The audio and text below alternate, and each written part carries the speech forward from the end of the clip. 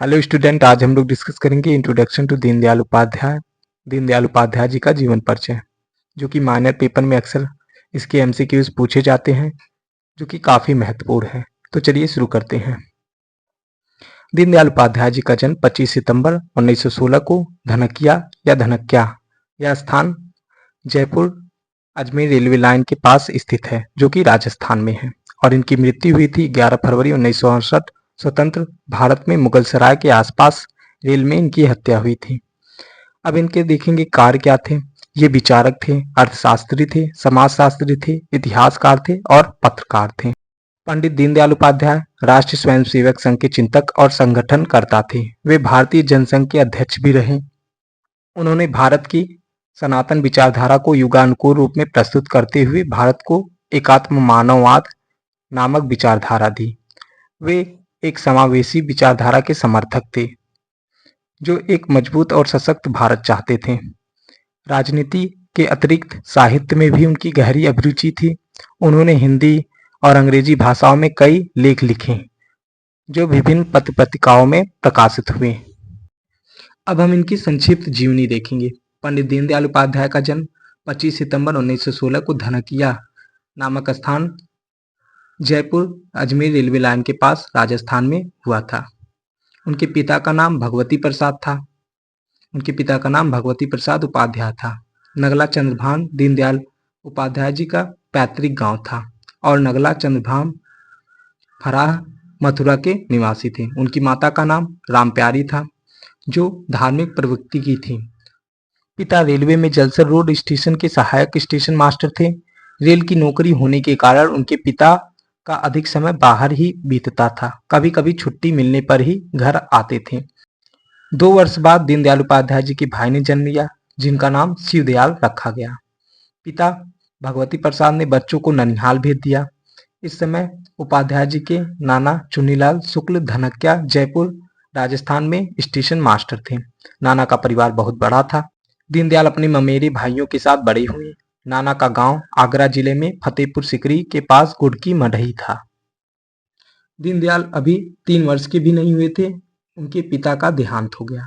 पति की मृत्यु से मां रामप्यारी को अपने जीवन अंधकारमय लगने लगा। वे अत्यधिक बीमार रहने लगी। उन्हें क्षय रोग हो गया। 8 अगस्त 1924 को उनका भी देहवासना हो गया। उस समय दीनदयाल उपाध्याय 7 वर्ष के थे। 1926 में नाना चुन्नीलाल भी नहीं रहे। 1931 में पालन करने वाली मामी का निधन हो गया। 18 नवंबर 1934 को अनुज शिवदयाल ने भी उपाध्याय जी का साथ सदा के लिए छोड़कर दुनिया से विदा ले ली। 1935 में स्नेहमयी दादी भी स्वर्ग सिधार गई। 19 वर्ष की अवस्था तक उपाध्याय जी ने मृत्यु दर्शन में गहन साक्षात्कार कर लिया था। 8वीं की परीक्षा उत्तीर्ण करने के बाद उपाध्याय जी ने कल्याण हाई स्कूल सीकर राजस्थान में 10वीं की परीक्षा में बोर्ड में प्रथम स्थान प्राप्त किया। 1937 में पिलानी से इंटरमीडिएट की परीक्षा में पुनः बोर्ड में प्रथम स्थान प्राप्त किया। 1939 में कानपुर के स्नातक धर्म कॉलेज से बीए की परीक्षा प्रथम श्रेणी में उत्तीर्ण की। एमए करने के लिए सेंट जॉन्स कॉलेज आगरा में प्रवेश लिया और पूर्वार्ध में प्रथम श्रेणी में उत्तीर्ण हुए। बीमार बहन रामा देवी के सुरसा में लगे रहने के कारण उत्तार्ध ना कर सके। बहन की मृत्यु ने इन्हें झकझोर कर रख दिया। मामा जी के बहुत आग्रह पर उन्होंने प्रशासनिक परीक्षा दी, उत्तीर्ण भी हुए, किंतु अंग्रेज की नौकरी नहीं की। 1941 में प्रयाग से बीटी की परीक्षा उत्तीर्ण की। बीए और बीटी करने के बाद उन्होंने नौकरी नहीं की। 1937 में जब वह कानपुर से बीए कर रहे थे, अपने सहपाठी बालूजी महासाब्दे की प्रेरणा से राष्ट्रीय स्वयंसेवक संघ के संपर्क में आए। संघ के संस्थापक डॉक्टर हेडगेवार का सानिध्य कानपुर में ही मिला। उपाध्याय जी ने पढ़ाई पूरी होने के बाद संघ का 2 वर्षों का परीक्षण पूर्ण किया और संघ के जीवन व्रती प्रचारक हो गए। आजीवन संघ के प्रचारक रहे। संघ के माध्यम से ही उपाध्याय जी राजनीति में आए। 21 अक्टूबर 1951 को डॉक्टर श्यामा प्रसाद मुखर्जी की अध्यक्षता में भारतीय जनसंघ की स्थापना हुई। गुरुजी गोलवालकर जी की प्रेरणा इनमें निहित थी। 1952 में इनका प्रथम अधिवेशन कानपुर में हुआ। उपाध्याय जी इस दल के महामंत्री बने। इस अधिवेशन में पारित 15 प्रस्तावों में से 7 उपाध्याय जी ने प्रस्तुत किए। डॉक्टर मुखर्जी ने इनकी कार्यकुशलता और क्षमता से प्रभावित होकर कहा, यदि मुझे 2 दीनदयाल मिल जाएं तो मैं भारतीय राजनीति का नक्शा बदल दूं। अक्सर ये पूछे जाते हैं, ये शब्द किसने कहा था? ये शब्द श्यामा प्रसाद मुखर्जी ने कहा था। 1967 तक उपाध्याय जी भारतीय जनसंघ के महामंत्री रहे। 1967 में कालीकट अधिवेशन में उपाध्याय जी भारतीय जनसंघ के अध्यक्ष नवरचित हुए। वह मात्र 43 दिन जनसंघ के अध्यक्ष रहे। 10 या 11 फरवरी 1968 की रात्रि मुगल सराय स्टेशन पर उनकी हत्या कर दी गई। 11 फरवरी को प्रातः 3:45 बजे सहायक स्टेशन मास्टर को खंभा नंबर 1276 के पास कंकड़ में पड़ी लाश की सूचना मिली। 100 प्लेटफार्म पर रखा गया तो लोगों की भीड़ में से चिल्लाया, अरे यह तो जनसंघ के अध्यक्ष दीनदयाल उपाध्याय हैं। पूरे देश में शोक की लहर दौड़ गई। अब हम जानेंगे उनका आरएसएस के साथ संबंध कैसा था। दीनदयाल उपाध्याय अपने जीवन के प्रारंभ वर्षों से ही समाज सेवा के प्रति अत्यधिक समर्पित थे। वर्ष 1937 में अपने कॉलेज के दिनों में वे कानपुर में राष्ट्रीय स्वयंसेवक आरएसएस के संघ से जुड़े।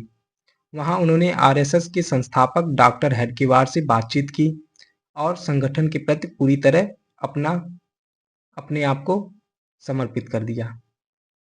वर्ष 1942 में कॉलेज की शिक्षा पूर्ण करने के बाद उन्होंने ना तो नौकरी के लिए प्रयास किया, ना ही विवाह का, बल्कि वे संघ की शिक्षा का प्रशिक्षण प्राप्त करने के लिए आरएसएस के 40 दिवसीय शिविर में भाग लेने नागपुर चले गए थे। अब हम जानेंगे दीनदयाल उपाध्याय एक लेखक के रूप में कैसे थे। दीनदयाल उपाध्याय के अंदर की पत्रकारिता तब प्रकट हुई जब उन्होंने लखनऊ से प्रकाशित होने वाले मासिक पत्रिका राष्ट्रधर्म में वर्ष 1940 के दशक में कार्य किया। अपने आरएसएस के कार्यकाल के दौरान उन्होंने एक साप्ताहिक समाचार पत्र पंचजन्य और एक दैनिक समाचार पत्र स्वदेश शुरू किया था। उन्होंने नाटक चंद्रगुप्त मौर्य और हिंदी में शंकराचार्य की जीवनी लिखी। उन्होंने राष्ट्रीय स्वयंसेवक संघ के संस्थापक डॉक्टर के.बी.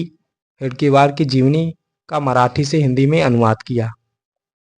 उनकी अन्य प्रसिद्ध साहित्यिक कृतियों में सम्राट चंद्रगुप्त, जगतगुरु शंकराचार्य, अखंड भारत क्या है, राष्ट्र जीवन की समस्याएं, राष्ट्र चिंतन और राष्ट्र जीवन की दिशा आदि शामिल है।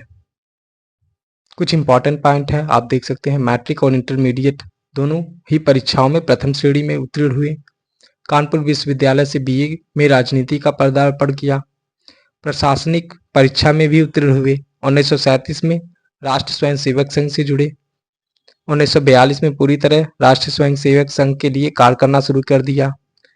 राष्ट्रधर्म, पंचजन्य और स्वदेश जैसे पत्र पत्रिकाएं प्रारंभ की।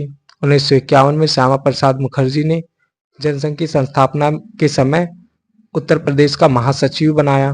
हाल ही में उत्तर प्रदेश सरकार ने मुगल सराय जंक्शन का नाम दीनदयाल उपाध्याय स्टेशन कर दिया।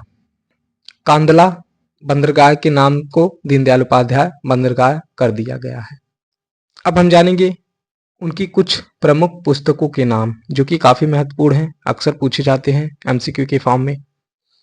2 योजनाएं, राजनीति डायरी, राष्ट्र चिंतन। यह पुस्तक दीनदयाल उपाध्याय द्वारा दिए गए भाषणों का संग्रह है।